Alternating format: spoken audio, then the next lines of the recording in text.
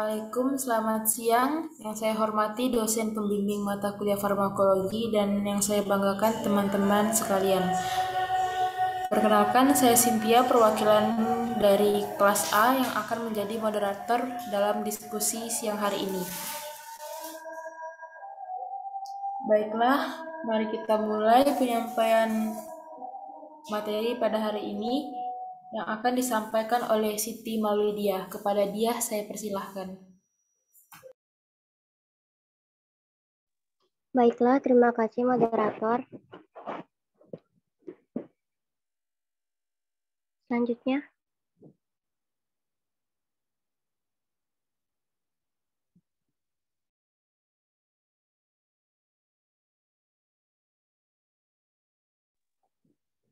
pedoman pelayanan farmasi hamil dan menyusui, kehamilan dan menyusui. Kehamilan. Proses kehamilan didahului oleh proses pembuahan satu sel telur yang bersatu dengan sel spermatozoa dan hasilnya akan terbentuk zigot. Zigot mulai membelah diri satu sel menjadi 2 sel dan 2 sel menjadi 4 sel dan seterusnya. Pada hari keempat, zigot tersebut menjadi segumpal sel yang sudah siap untuk menempel nidasi pada lapisan dalam rongga rahim. Gangguan pada kehamilan.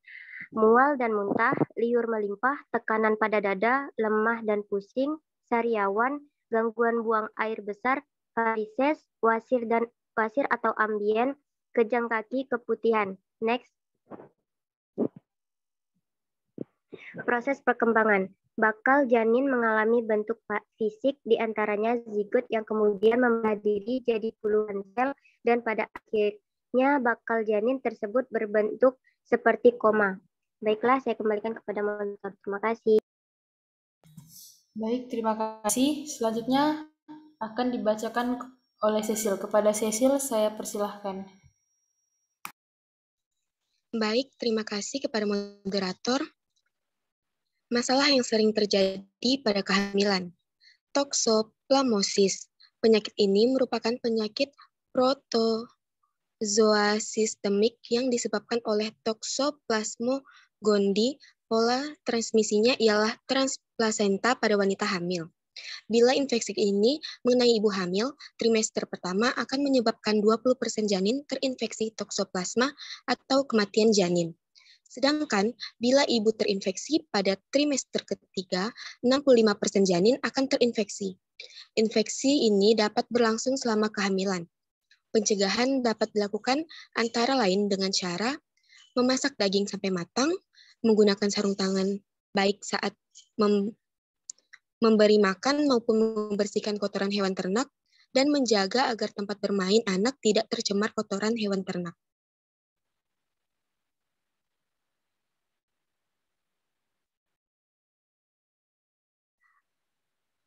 AIDS. Penyakit ini terjadi karena infeksi retrovirus.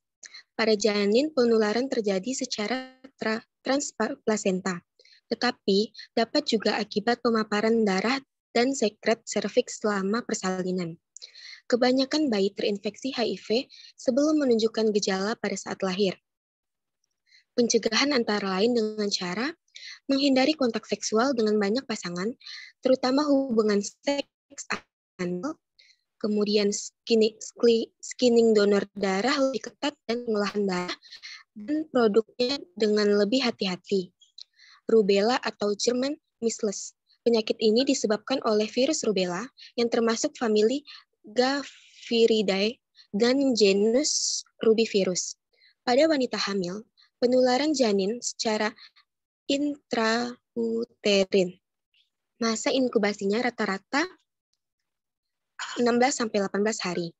Penyakit ini agak berbeda dari toxoplasmosis karena rubella hanya mengancam janin bila didapat saat kehamilan pertengahan pertama. Makin awal atau trimester pertama, ibu hamil terinfeksi rubella, makin serius akibatnya pada bayi yaitu kematian janin intrauterin, arbutus spontan atau malformasi kongenital pada sebagian besar organ tubuh atau kelainan bawaan.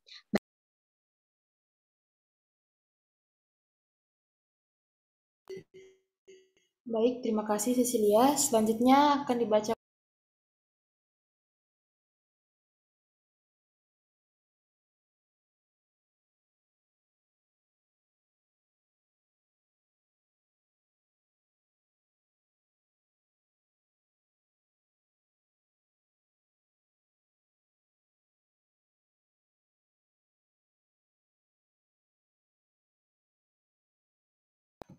kepada Umi, saya persilahkan untuk membacakan materi.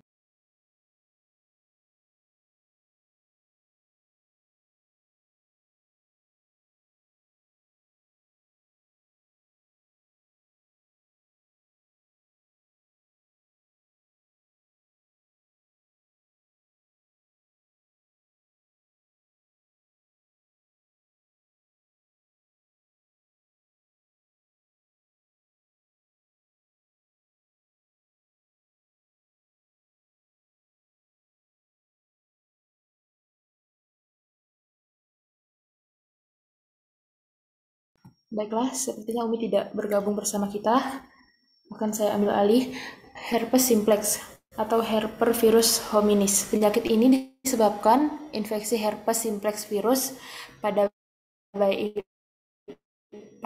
Infeksi ini didapat secara perinatal akibat persalinan lama sehingga virus ini mempunyai kesempatan naik melalui mukosa yang robek untuk menginfeksi janin. Gejala pada bayi biasanya mulai timbul pada minggu pertama kehidupan, tetapi kadang-kadang baru pada minggu kedua atau ketiga. Pencegahan antara lain pendidikan kesehatan, terutama konyak dengan bahan infeksius menggunakan kondom dalam aktivitas seksual, dan penggunaan sarung tangan dalam menangani lesi infeksius. Next.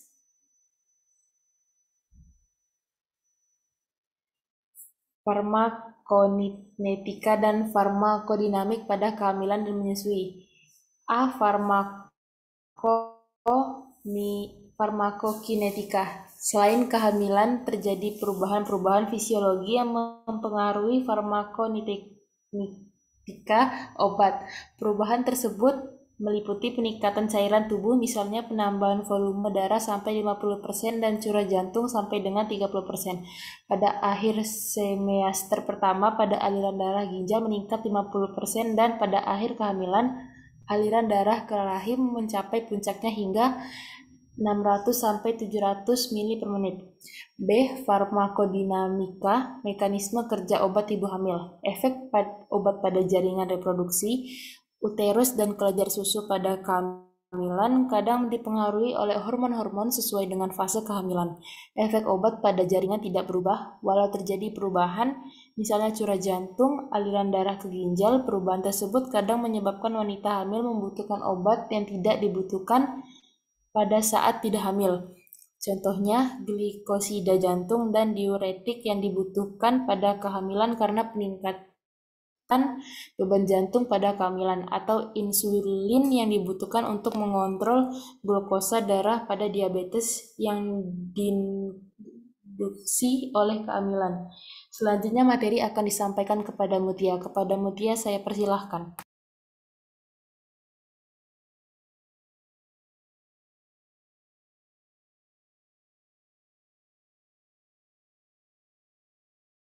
Baik, terima kasih. Selanjutnya, mekanisme kerja obat pada janin. Beberapa penelitian untuk mengetahui kerja obat di janin berkembang dengan pesat yang berkaitan dengan pemberian obat pada wanita hamil yang ditujukan untuk pengobatan janin walaupun mekanismenya masih belum diketahui jelas. Contohnya, kortikosteroid diberikan untuk merangsang matangnya paru janin bila ada prediksi kelahiran prematur. Contoh lain adalah fenobarbital yang dapat menginduksi enzim hati untuk metabolisme bilirubin sehingga insiden jaundice atau bayi kuning akan berkurang.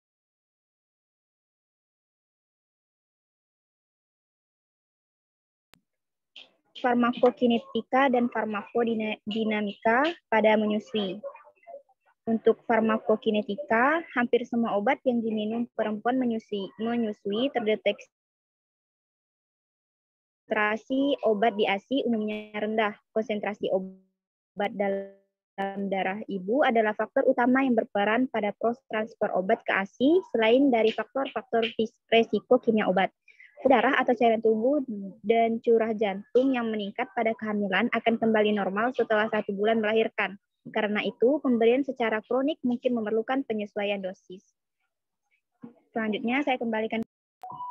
Baik, terima kasih Mutia. Selanjutnya materi akan disampaikan oleh Kak Deva. Kepada Kak Deva, saya persilahkan. Baik, rasio, benefit, dan risiko penggunaan obat pada ibu menyusui dapat dinilai dengan mempertimbangkan yang pertama, farmakologi obat atau reaksi yang tidak dikehendaki. Yang kedua, adanya metabolit aktif. Yang ketiga, multi obat atau edisi efek samping. Yang keempat, dosis dan lamanya terapi. Yang kelima, umur bayi. Yang keenam, pengalaman atau bukti klinik. Yang ketujuh, farmakoepidemiologi data. Selanjutnya,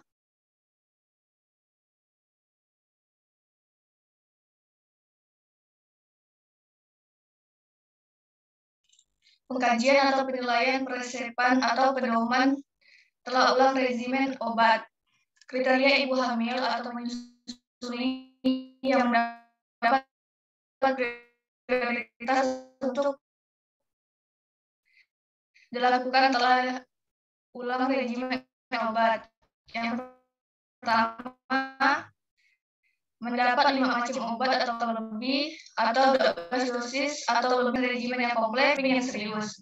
Yang ketiga, menderita 3 penyakit atau lebih. Yang keempat, mengalami gangguan kognitif atau tinggal sendiri. Yang kelima, tidak patuh dalam mengikuti regimen pengobatan. Yang keenam, akan pulang dari perawatan di rumah sakit.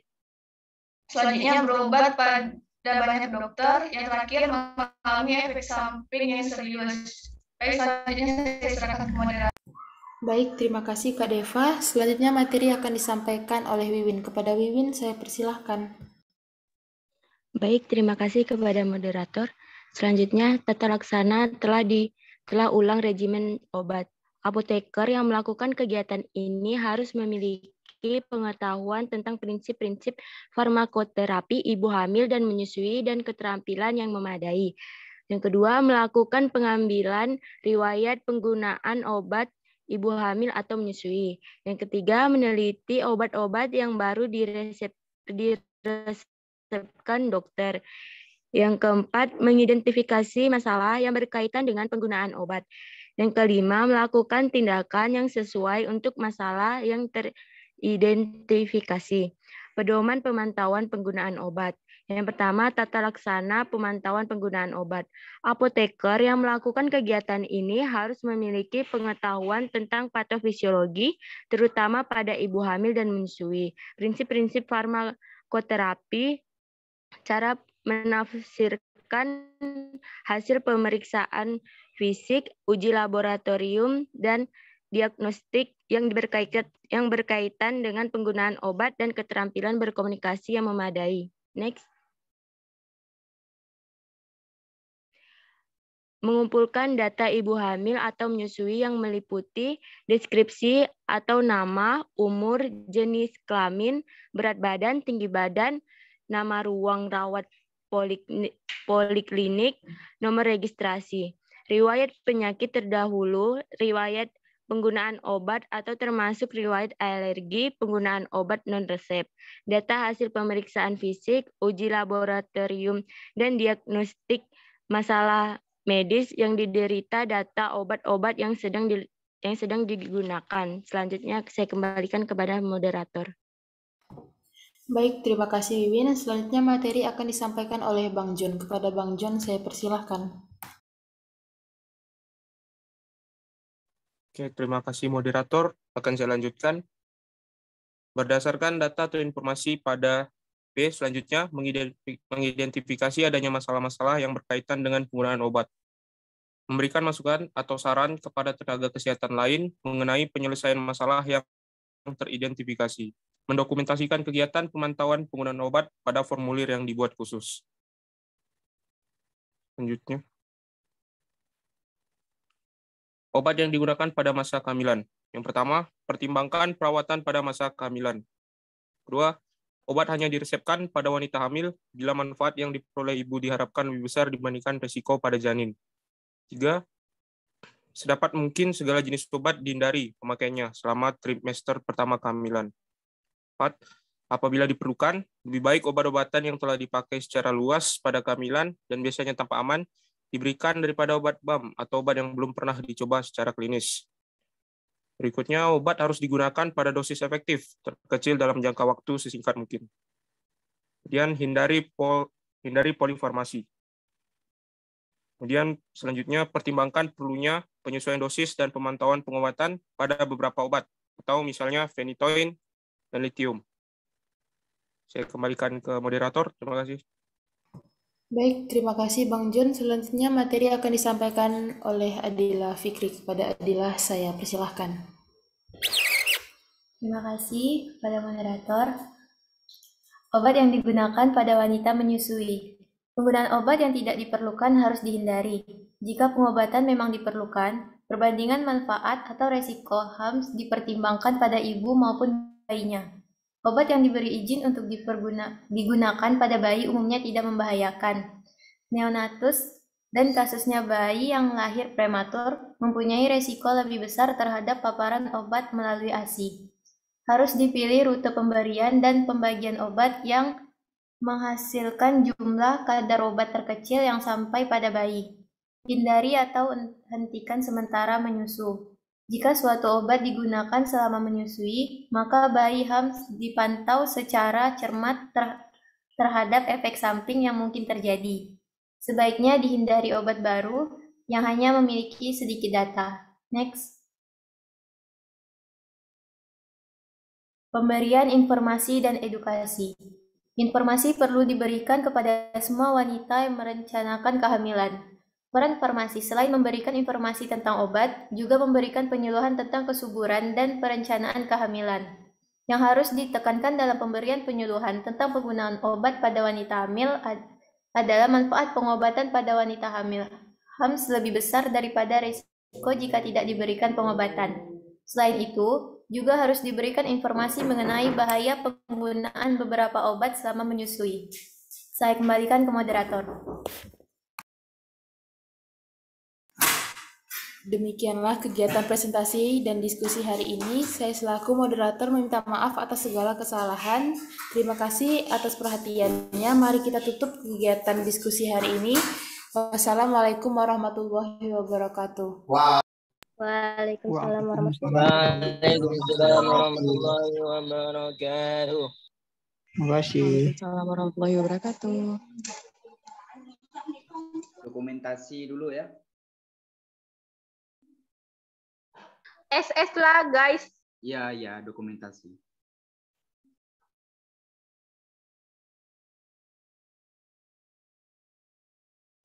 Tolong buka kameranya kawan-kawan.